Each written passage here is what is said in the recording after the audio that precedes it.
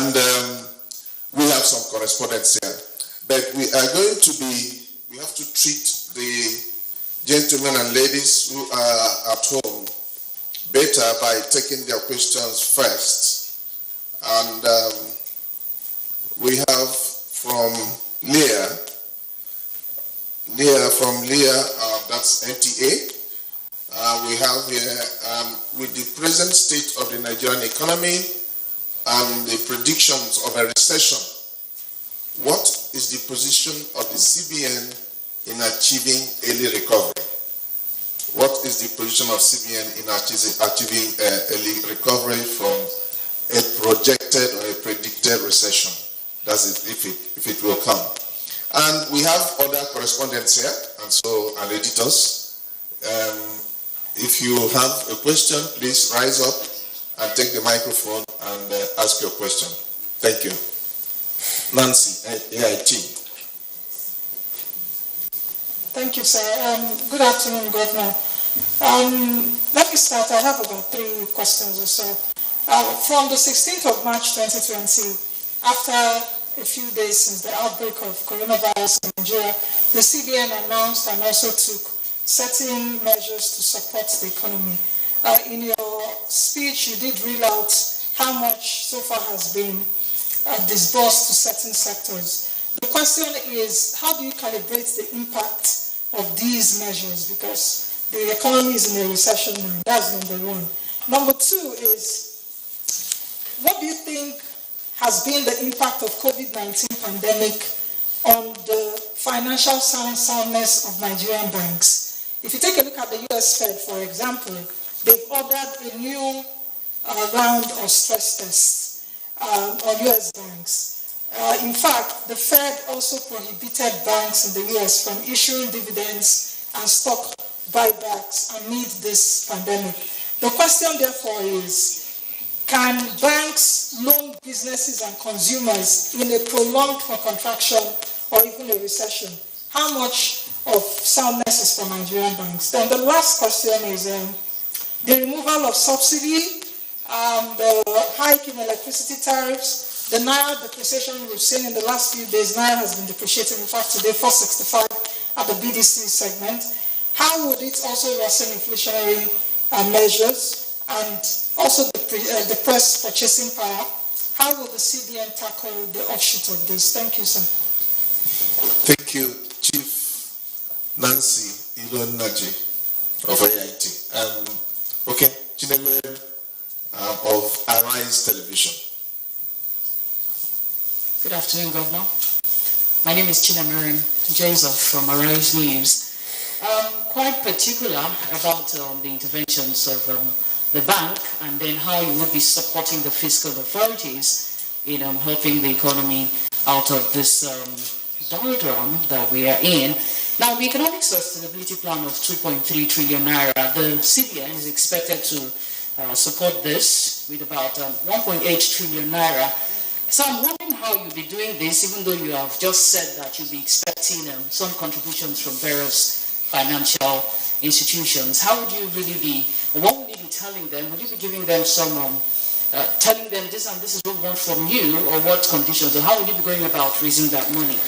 And then secondly, during the annual conference by the bankers in Abuja here, you had talked about the banks having increased lending to the agricultural sector from a low of 1% to 4%. And then you proposed 10% by 2024, if I'm correct.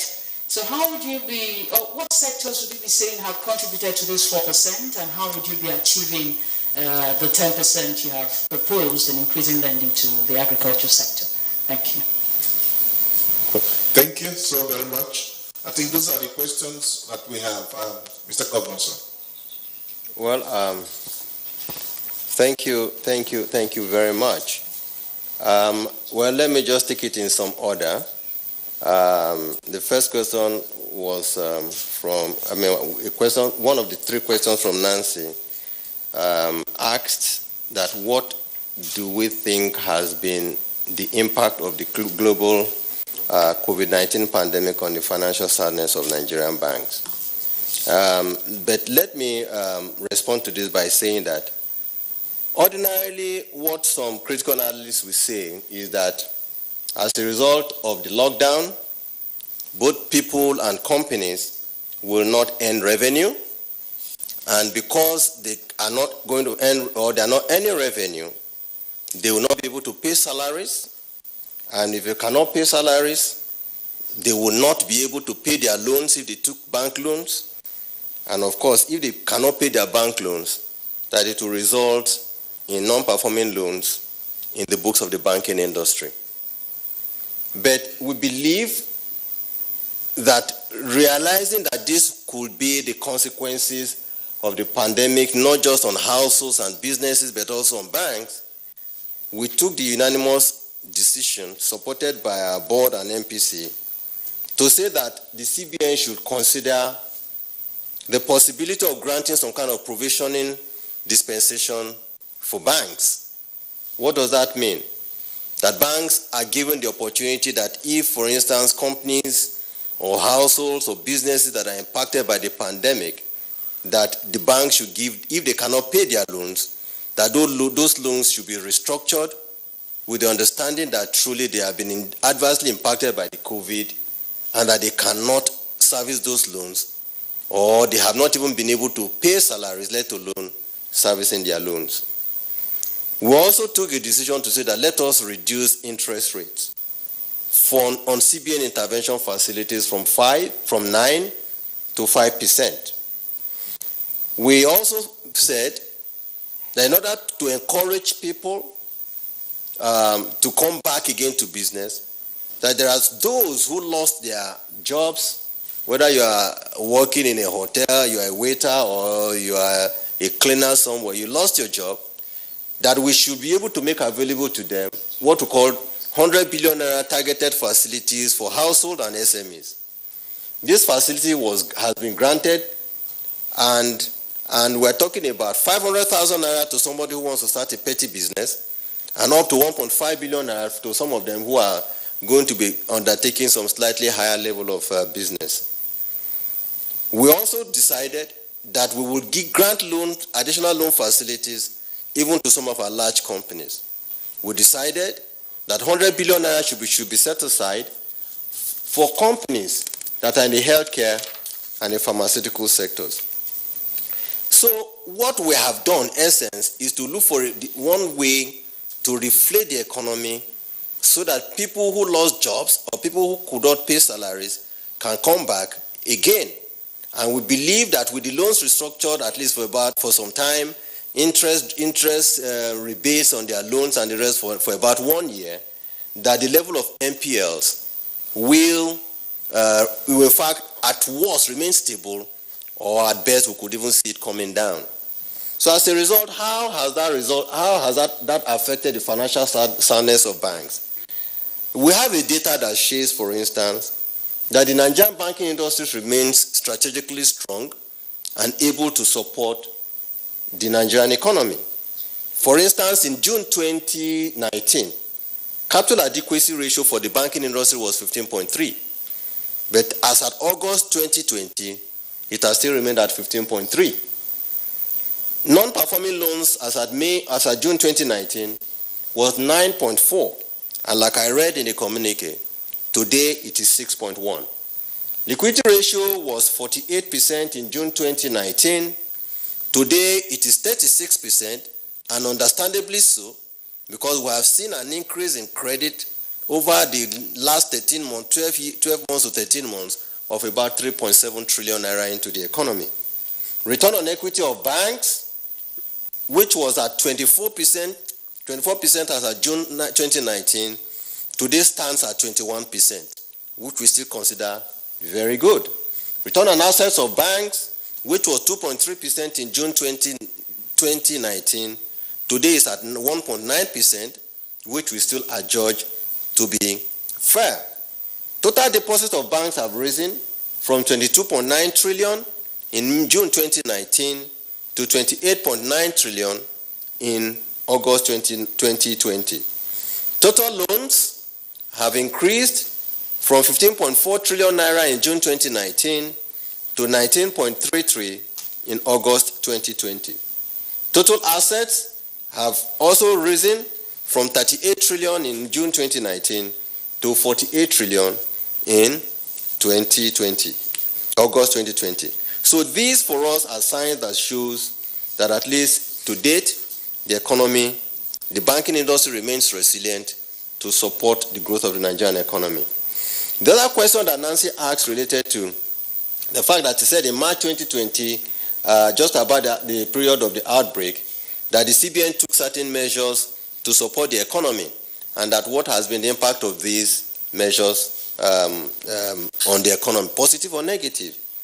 Like you all know, the pandemic resulted or created a global health crisis, which ultimately dovetailed into a global economic crisis.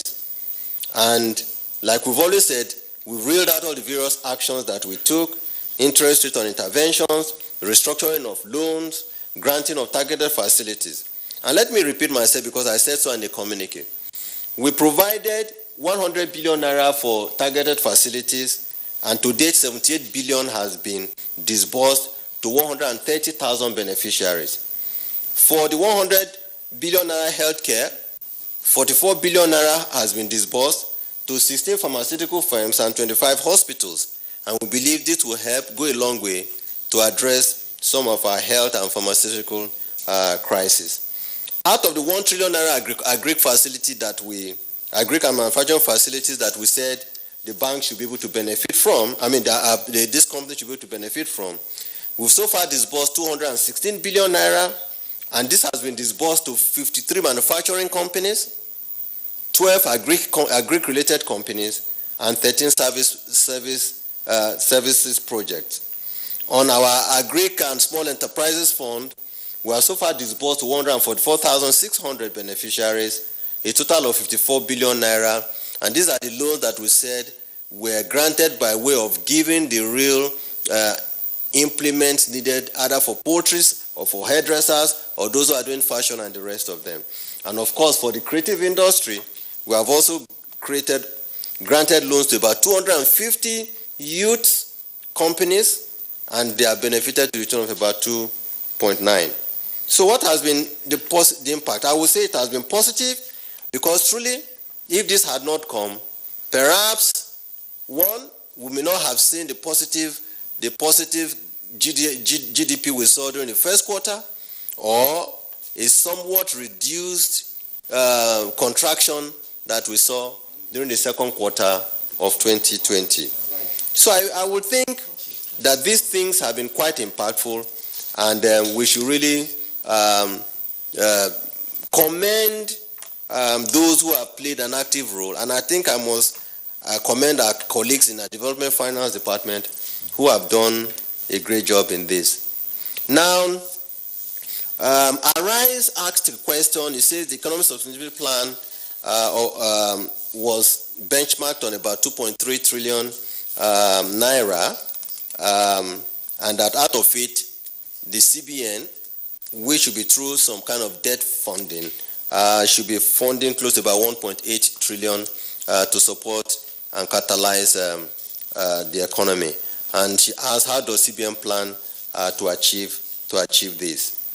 Again, repeating myself, we have already disbursed a substantial sum of money, and we would repeat and say that these funds have not been fully drawn, and it is just a request, and we would like to appeal, like we also appealed in the communique, that there is available funding at low interest rates.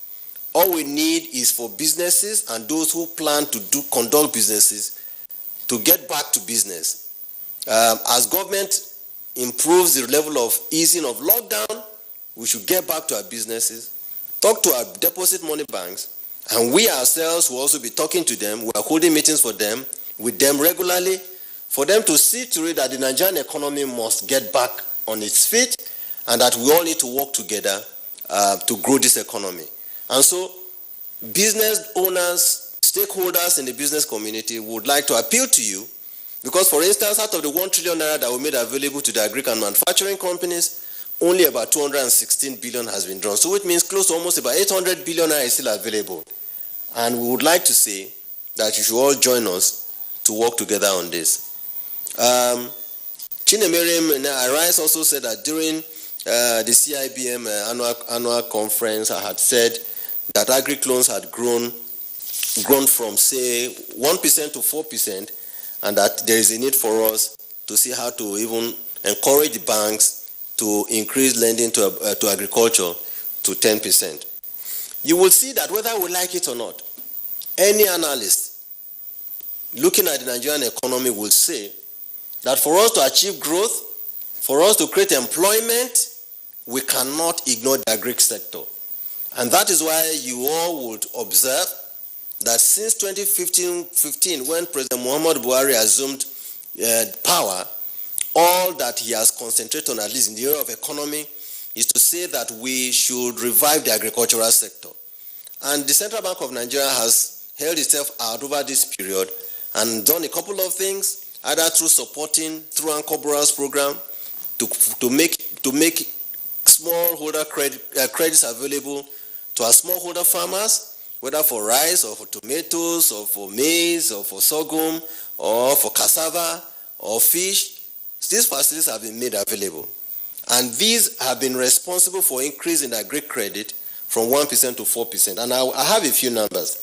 For instance, in May 2019, loan to agro services was 324 billion. But as at today, August 2020, right, loans to agro services had gone up to about 430 billion.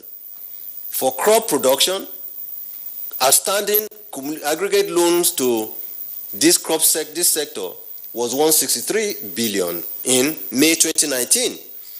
August 2020, it had grown to 294 billion. For cash crops, loans to this cash crop subsector was just 90 billion in May 2019. As we speak today, it is 129 billion. And of course, there are other sectors as well where we saw loans at 79 billion, but today stands at 91 billion. So what am I saying? In aggregate, we've seen loans to the agri sector rising, right, just within this short period, from about 658 billion naira to about 900, almost 1 trillion naira during this period. About close to 300 billion naira loans have been granted to support the agri sector. And I can expect that with what we're doing to ensure that we support the agri sector, we just will continue to appeal to more and more people to come in, whether you have your own funding, don't put it in the bank account, bank deposits, go out and get involved in some of agricultural activities. We can be involved in the process of, if you are not involved in primary agri farming, you can also be involved in the business of making food, moving food from farm to market. You can be involved in the business of processing these agricultural products. You can be involved in the business of moving these agricultural products to the supermarket and the rest of it. This will create opportunities for wealth creation and also help to grow our economy and also create jobs to employment stimulating sectors of our economy. So I want to thank you. I hope I've tried to respond to your questions. Thank you very much. Thank you, Governor. Distinguished ladies and gentlemen, we have come to the end of this briefing. It remains for me to thank you and I wish you well. Please remember to wash your hands with soap for at least 20 seconds. Sir, at the MPs, I think it's important for me to reiterate this. In the communique, we talked about the fact that the MPC gave the management a mandate to see to it that everything is done to stabilize the exchange rate in the country. And I thought it's important for me to address it because there are unfolding events arising from this. And what I like to reiterate from that what MPC requested management to do is that today, whether we like it or not, the global crisis has come. And usually when there is a crisis of this nature, because, for instance, there's pressure on exchange rate, what we've had to do is to adjust exchange rate. So what we have done, we have adjusted prices. But if you've adjusted price, there's a need for you to also look at how do you work on supply and demand. In working on supply, we are seeking to see how can we diversify the base, our revenue base in foreign currency. And we're thinking of how to really give support to those who are interested in doing more export business. We would like to encourage them. Before now, we've seen people doing exports, but we need now to even be more aggressive to support export activities so that we can grow our foreign currency revenue base from export. It is important that I say this and that there is no need for anybody to go into undocumented export activities in the country. We've seen situations where people get into undocumented export activities through open accounts, and the central bank will be working with Nigerian customs and the shipping lines and shipping agencies that when you conduct an export activity, you must fill your NXP forms, and that the shipping lines will not be allowed to carry your export out of the country unless you fill NXP forms. And that if we discover any exporter involved in open accounts where he does not fill NXP forms, we will deal with those exporters. We want all the process of exports and foreign currency revenues to go into an account where all of us will see it. It will be visible for everybody. That's on the supply side. On the demand side, we're also saying that there's a need for us, and you all will recall that since 2016, we've been talking about reducing imports, particularly of goods that we can produce in the country.